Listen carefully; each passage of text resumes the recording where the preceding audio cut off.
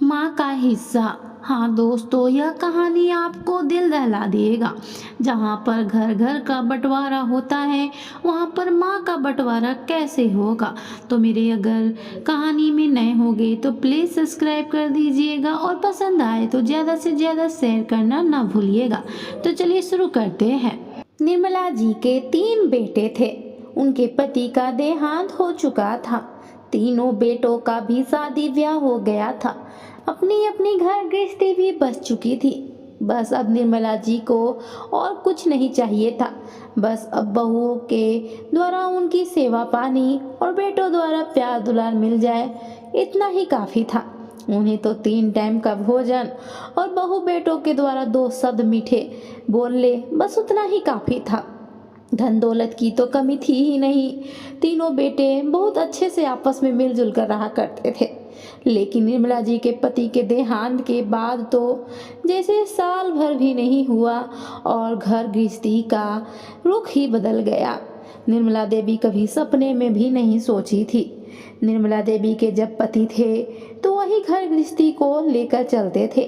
वह तो बहुत अच्छे से अपने तीनों बेटे बहू पत्नी सभी को खुश करके घर चलाया करते थे।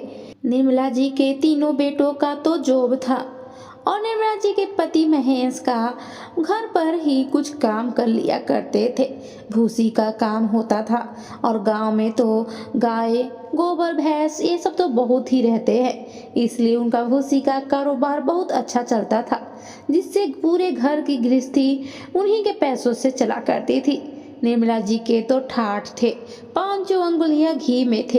कभी नहीं सोची थी कि इतना राजपाट अपने जमाने में मिल जाएगा।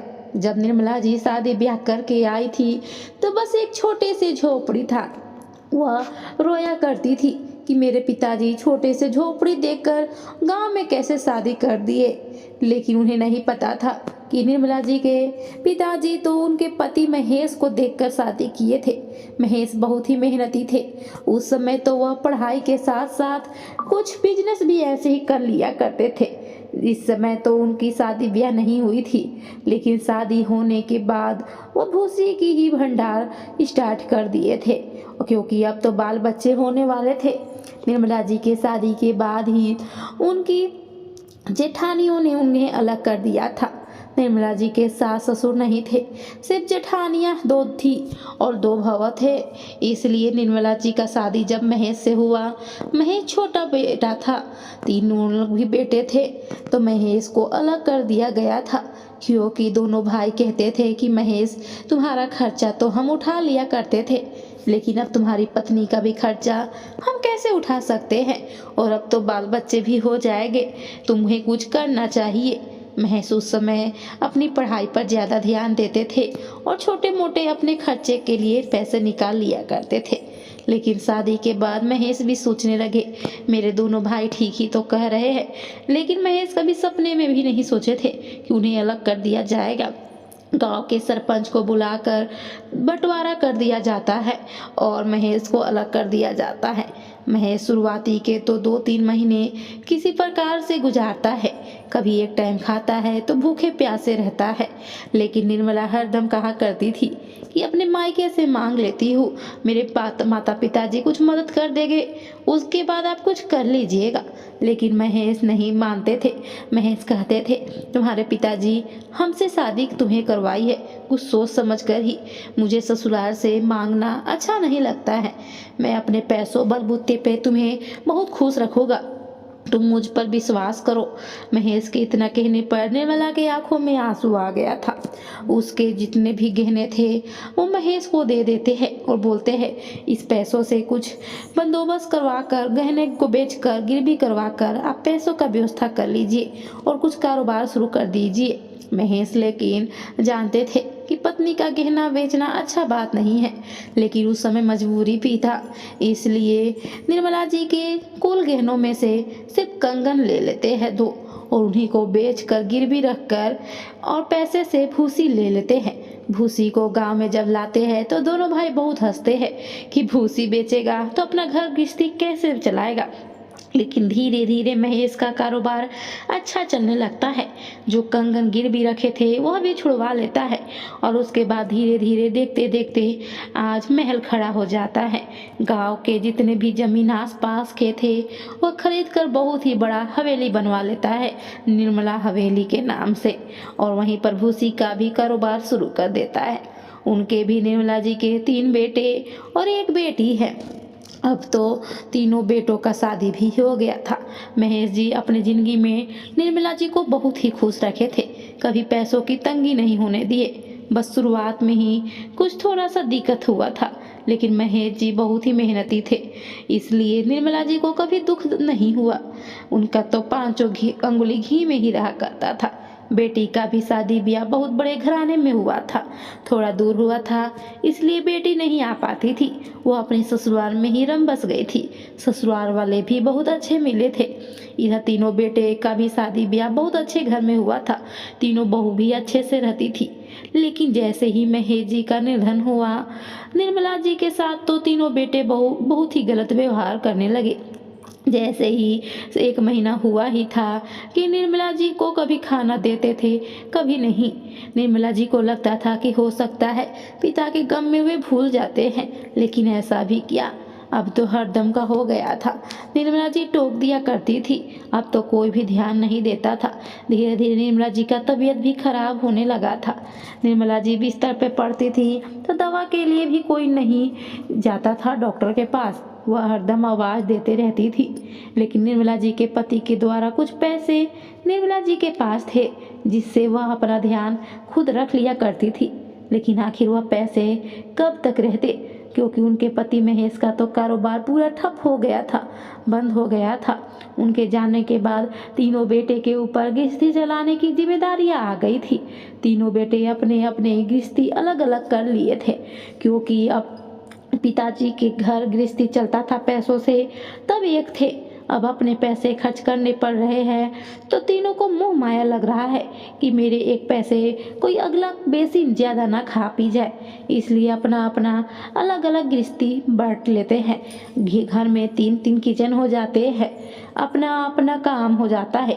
तीनों टाइम एक एक टाइम निर्मला जी को खाना आ जाता है। निर्मला जी फिर भी इसमें भी खुश है, चलो कोई बात नहीं है। लेकिन जब तबीयत खराब होता था तो कोई भी उनके पास नहीं आता था। एक दिन तो हद ही हो गया, तीनों बेटों को निर्मला जी बोझ लगने लगी। उनका बहुत ज़्यादा तबीयत खराब हो गया था।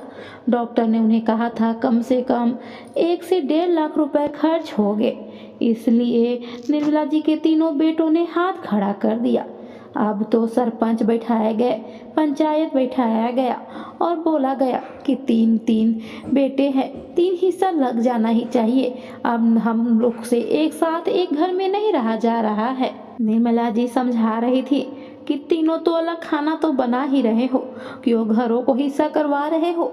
मेरे जाने के बाद करवाना, मेरे आंखों के सामने घर के टुकड़े हो गए तो मुझे अच्छा नहीं लगेगा।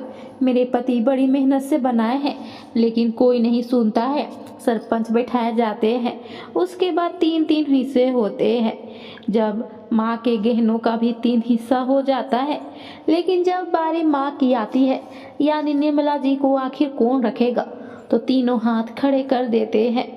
वह कहता है बड़े भैया आप रखिए, तो बड़ा भाई कहता है मैं क्यों रखूं, मेरे तो बाल बच्चे बड़े हैं, मेरे ऊपर तो जिम्मेदारियां हैं, तुम रखो।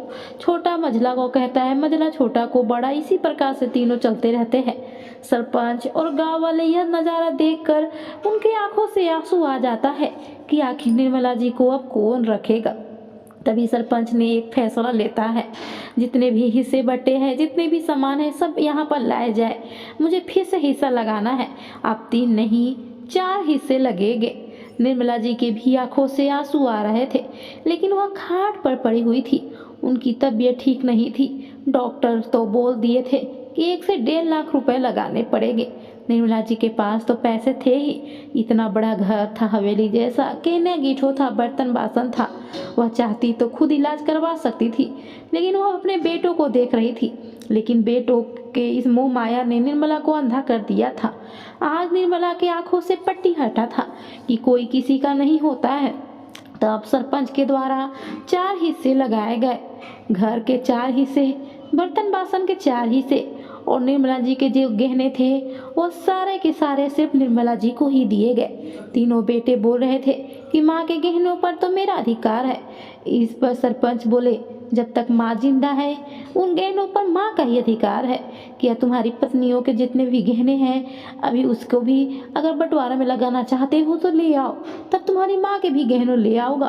तीनों बेटे हाथ खड़े कर दिए गए, बंटवारा हो गया, 4-4 हिस्से लग गए। अब तो निर्मला जी को तीनों बेटों अपनाने के लिए तैयार थे क्योंकि उनके पास गहने गिठो थे। लेकिन सरपंच एक और फैसला किए कि इनको डॉक्टर का इलाज की जरूरत है। कोई भी बेटा रखे लेकिन का इलाज बहुत अच्छे से करवाना चाहिए, मैं उनकी देख रेख में हूँ। तीनों में से फिर तीनों ना ना कहने लगे। अब सरपंच समझ गए थे कि यह तो तीनों लालची है।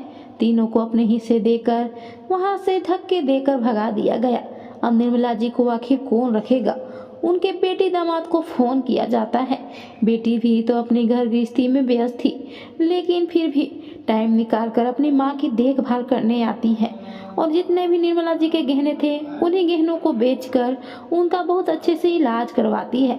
वैसे तो निर्मला जी के बेटी के पास भी पैसों की कमी नहीं थी, लेकिन निर्मला जी ही साफ मना कर दी थी। अब निर्मला जी के जितने भी गहने गिठो थे सबसे इलाज हो जाता है और जो भी घर गृहस्थी जो बचा हुआ था वो निर्मला जी अपनी बेटी के नाम कर देती है और जितने भी बासन थे सब निर्मला की बेटी को दे दिया जाता है। 3-3 बेटे होते हुए भी आज निर्मला जी अपने बेटी दामाद के पास रहने के लिए मजबूर हो गई थी। कभी सपने में भी नहीं सोची थी कि ऐसा भी दिन अब देखने को मिलेगा। जब वह नई नई शादी करके आई थी निर्मला जी, तो ऐसा दिन देखने को मिला था कि गरीबी में थे लेकिन उसके पति उसके साथ थे। लेकिन आज 3-3 बेटे होते हुए भी निर्मला जी अकेली थी, बस उनकी बेटी ही साथ दी। तो दोस्तों, ये छोटी सी कहानी आपको अगर सचमुच दिल को भा गया हो तो ज़्यादा से ज़्यादा शेयर कीजिएगा। बेटे बेटी में कोई भी अंतर नहीं है। आजकल के ज़माने में जितनी बेटियां कर सकती है उतना तो बेटा कर भी नहीं सकता है। धन्यवाद।